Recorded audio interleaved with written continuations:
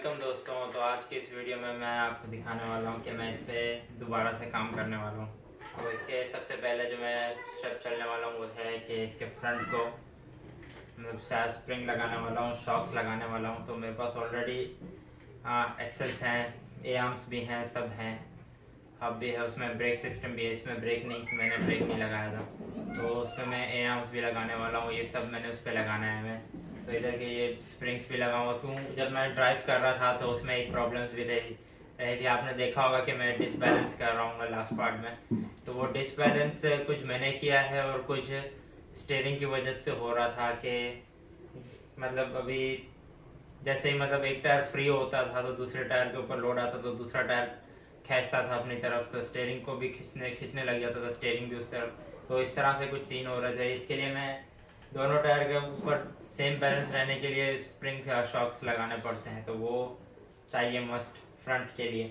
तो अभी इस पार्ट पे मैं सोच रहा हूँ इसका फ्रंट जो है मैं कम्प्लीटली चेंज करूँ। सबसे पहले मैं इसका फ्रंट चेंज करूँ, फिर मैं रेयर पे जाऊँ। तो सबसे पहले इसका फ्रंट पे मुझे ये सब पूरा इसमें से निकालना होगा और ये स्टीयरिंग असेंबली भी निकालनी होगी। ये सब इसमें कैंसिल होगा और दोबारा से बनेगा।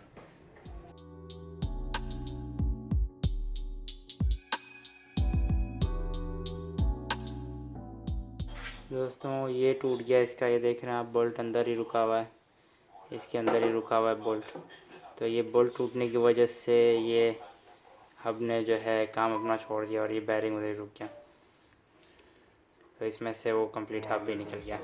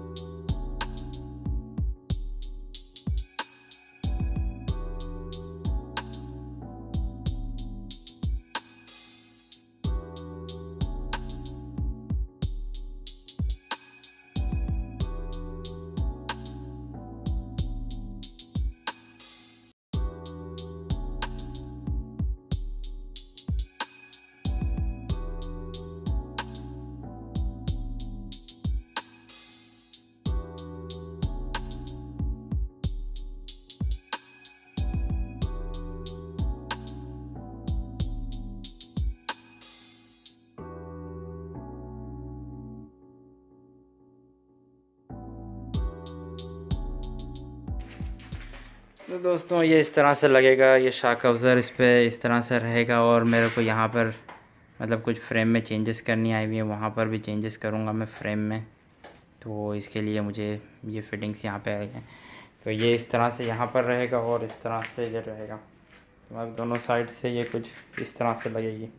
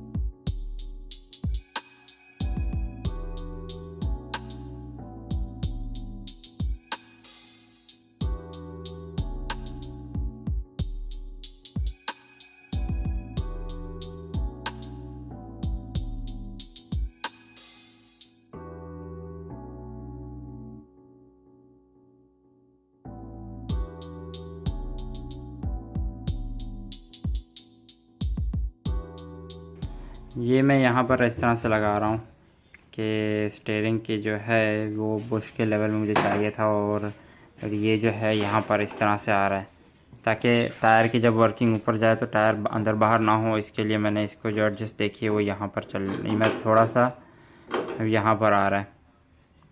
तो नीचे करने के लिए मैंने ये स्टीयरिंग का इस तरह से बनाया कि ये नीचे लेके जाएगा, और यहाँ पर ऊपर मतलब मुझे पिन जो है ऊपर लगानी पड़े, तो मुझे इस बोल्ट को खोलने के लिए भी कोई प्रॉब्लम ना हो, इसको निकालने के लिए भी कोई प्रॉब्लम ना हो। और ये थोड़ा सा इस तरह से खड़ा होगा इसके साथ, और ये स्टीयरिंग रॉड थोड़ा सा अंदर की तरफ होगा।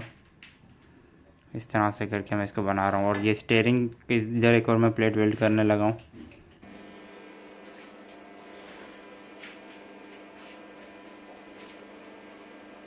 ऑलराइट, तो मैंने इसको मतलब टायर की वर्किंग जो है वो इसका एक एडजस्ट लगाया यहाँ पर कि ये स्पेसर होगा। टायर की वर्किंग जो है मेरी इससे ज़्यादा नहीं होगी, तो जितनी स्प्रिंग की वर्किंग है उस हिसाब से मैंने देखा है। तो मुझे यहाँ पर रखना पड़ा मेन इसका, क्यों यहाँ पर रखना पड़ा ताकि स्टीयरिंग का जो है मैं जब ये सस्पेंशन काम कर ऊपर नीचे हो तो स्टीयरिंग अंदर बाहर ज़्यादा नहीं हो। तो उसके लिए मैंने इसको चेक किया है। तो आप देख सकते हैं ये प्लेट की वर्किंग मतलब थोड़ी सी है, इतनी ज़्यादा नहीं है लेकिन है, थोड़ी सी है। मतलब थोड़ा सा टायर जो है वो थोड़ा सा आउट होगा, यानी तकरीबन भी अगर फुल वर्किंग में तो 1 सेंटी का फर्क पड़ेगा, इस तरह से है। तो इतना मैं वर्किंग छोड़ रहा हूँ क्योंकि इसके अलावा मेरे पास ऑप्शन और कोई नहीं है। ऑलरेडी मैंने पूरी चीज़ें सब चीज़ ट्राई करके देख ली है, तो बस इतना मुझे छोड़ना पड़ा इस पर। मैं अब ये ख़त्म नहीं कर पा रहा, मैक्सिमम मतलब इतना ही कर, मिनिमम जो है मैंने इतना ही कर सका। तो ये मेरी एडजस्ट यहाँ पर मतलब मैंने ये पिन बनाई, और ये स्टीयरिंग की वर्किंग जो है ये प्लेट जो है वो स्टीयरिंग के साथ उधर कनेक्ट होगी स्टीयरिंग की प्लेट पे, और ये प्लेट जो है वर्किंग करवाएगी स्टीयरिंग को। आप देख सकते हैं वर्किंग किस तरह से करवा रहा है ये। तो स्टीयरिंग जब मैं कटिंग करूँगा तो ये टायर फुल, ये अभी मैक्सिमम गया हुआ, इससे और नहीं जाएगा। ये मैक्सिमम फुल कटिंग हुई है। तो पीछे भी इस तरह से मतलब ये फुल कटिंग होगी, इसके अलावा इससे और नहीं जाएगा। ये बैक की कटिंग है, फ्रंट की कटिंग है, इसके साथ मुझे इधर हाँ मतलब गैप भी मिल रहा है ना, कि ये वर्किंग करने में ऊपर टकराए ना। तो ये सब मैंने इधर ऐसे करके देख लिया है। तो अभी मैं इसको एडजस्ट मैंने फाइनल ढूंढ ली है, तो मैं इसको वेल्ड करने लगा हूँ यहाँ पर ये प्लेट इसको पिन को।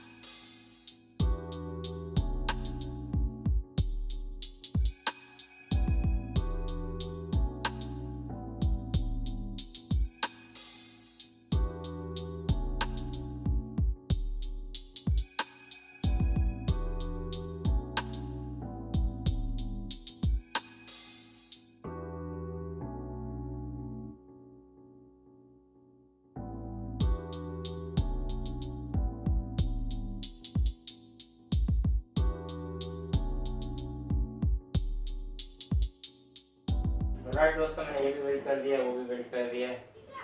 तो सिर्फ टाइट वेल्डेड हुआ है, कंप्लीट वेल्डिंग नहीं। कंप्लीट वेल्डिंग मैं बाद में करूँगा। अभी फिलहाल मैं चेक करने के लिए इसको जैक को निकाल रहा हूँ।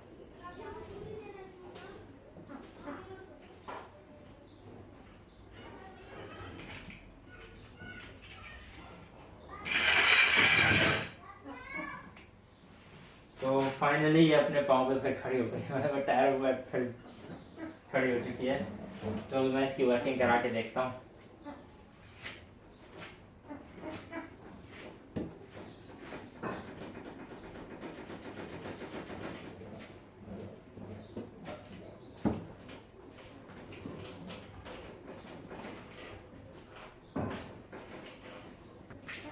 मतलब इतने भी सॉफ्ट नहीं है स्प्रिंग,